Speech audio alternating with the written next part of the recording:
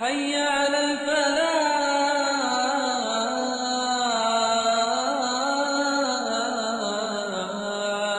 اعوذ باللہ من الشیطان الرجیم، بسم اللہ الرحمن الرحیم۔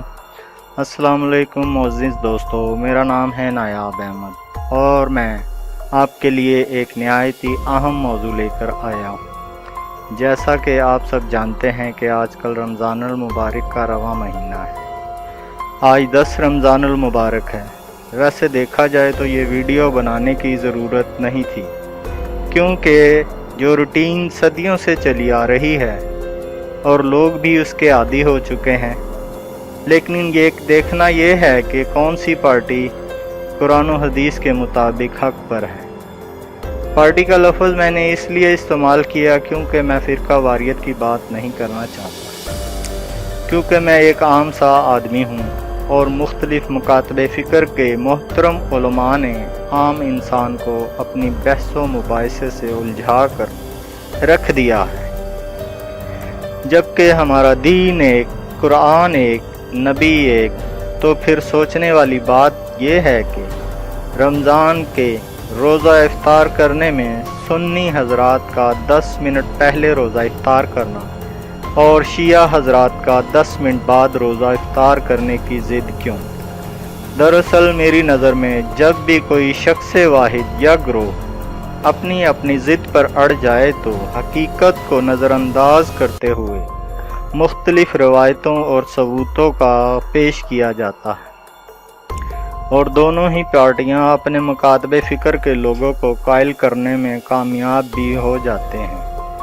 میں معذرت کے ساتھ عرض کرنا چاہوں گا کہ میری نظر میں جس طرح کوئی لکڑی کا کاریگر ہوتا ہے تو کوئی لوہے کا یا کپڑے کا، اور جب بھی کسی لکڑی کے کاریگر کے ہاتھ میں عام سی لکڑی آتی ہے تو وہ اسے اپنے انداز سے تراش خراش کر کرسی بنا دیتا ہے یا میز بنا دیتا ہے۔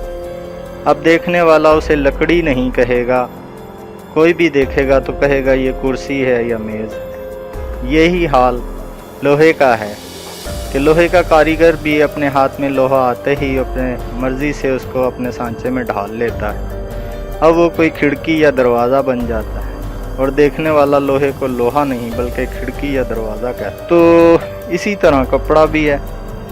تو میری نظر میں یہ سب ان فن مہارت کا کمال ہوتا ہے جو اس کاریگر کے ہاتھ میں ہے۔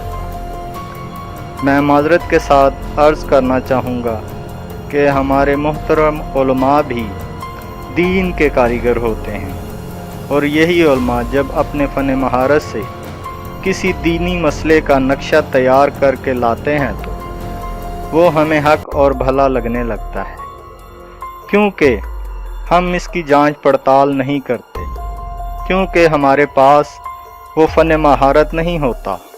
لیکن میرے خیال میں کوشش کرنے والوں کو اللہ پاک ضرور کامیابی عطا کرتے ہیں، خواہ وہ کسی بھی معاملے میں ہی کیوں نہ ہو۔ میں بات کو آگے لے جاتے ہوئے میں پہلے یہ وضاحت کرتا چلوں کہ میرا مقصد یہاں کسی پارٹی کی حمایت یا کسی سے اختلاف کرنا ہرگز نہیں۔ میں تو صرف بلکہ اپنی نئی آنے والی نسلوں کی اصلاح کرنا چاہتا ہوں۔ اس مسئلے کے پیش نظر ایک چھوٹی سی مثال پیش کرتا چاہوں گا۔ انگریزی کا ایک جملہ لے لیں، آئی لو پاکستان۔ اس کا کسی سے بھی ترجمہ کروا لیں تو 100% آپ کو یہی جواب ملے گا، میں پاکستان سے پیار کرتا ہوں۔ اور اگر کوئی زیادہ فلسفی مارے تو کہے گا مجھے پاکستان سے پیار ہے۔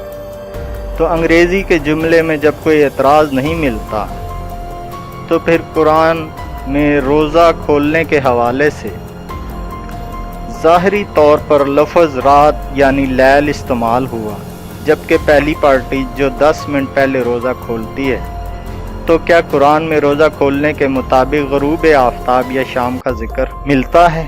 میری اصلاح کیجیے گا، کیونکہ میں نے مرزا محمد علی مرزا کو ایک ویڈیو میں देखा कि वो शिया और सुन्नी के सहरी और इफ्तारी के हवाले से बात करते हुए दोनों पार्टियों को इफ्तार को लेकर कुरान और हदीस के गिर्द घूमते रहे और गोल मोल बात करते और वजाहत न करते हुए चले गए। दरअसल जैसा मैंने पहले कहा कि जिस तरह दुनियावी चीज़ों के कारीगर होते हैं, उसी तरह दीन के कारीगर भी उलमा की शक्ल में मौजूद हैं, जिनमें से चंद हक पर होते हैं और चंद गलतियां भी करते हैं, लेकिन मैं सबका एहतराम करता हूँ।